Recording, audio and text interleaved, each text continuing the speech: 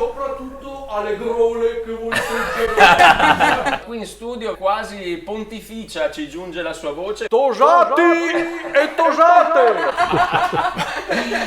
Buonasera! E se sbaglierò, sono imbecille, ma forse che sbaglio. No, Sei già tornato in onda, Marco, sei già tornato in onda, chiedo conferme. Sì. Sì, Benissimo. perfetto. scusate, ma se schiaccio questo bottone andate in È onda? classe che ha schiacciato lei. Questo! C'era scritto non schiacciare! Ci sarà stato un motivo, no? Però anche il brufolo non schiacciare, però. Però ci siamo tutti, gare sono. Ma che parole useresti per motivare i ragazzi gialloblu quest'oggi? Io ho un motto che uso sempre, quella di non mollare mai e puntini puntini puntini. Non mollare mai è anche lo slogan dell'associazione dei fasoi balini dell'Unione. Sì, vabbè, ma sì, è un altro contesto, grazie Marco Reginaldo. Non mollare mai in pubblico. Quando che gente?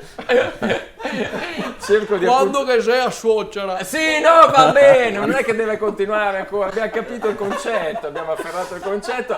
Ero a Roma un paio di giorni fa per un progetto sportivo collegato alla Federazione Italiana Gioco Tennis e Padel, che era appunto racchette in classe. E Cioè abbiamo vuol fatto- dire che quando sbagli il compito Immaginavo.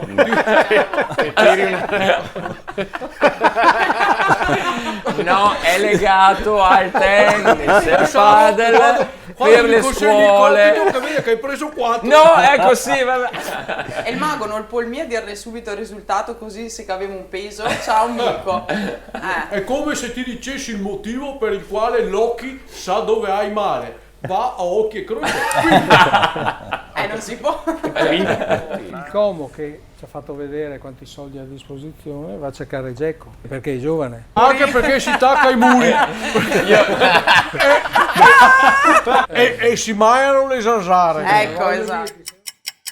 Allora, guarda un po' da dove te la tiro fuori sto giro qua. Da, No, guarda. no. Allora, Verona 1, Como 1, ha segnato che coso, Lazovic, ma attenzione, ho indovinato anche un 40° anniversario. 18.05.25, il Como ha vinto il 10° posto, tra 40 anni, 18.05.2065, il Como festeggerà il 40° del 10° posto in Serie A. Olè.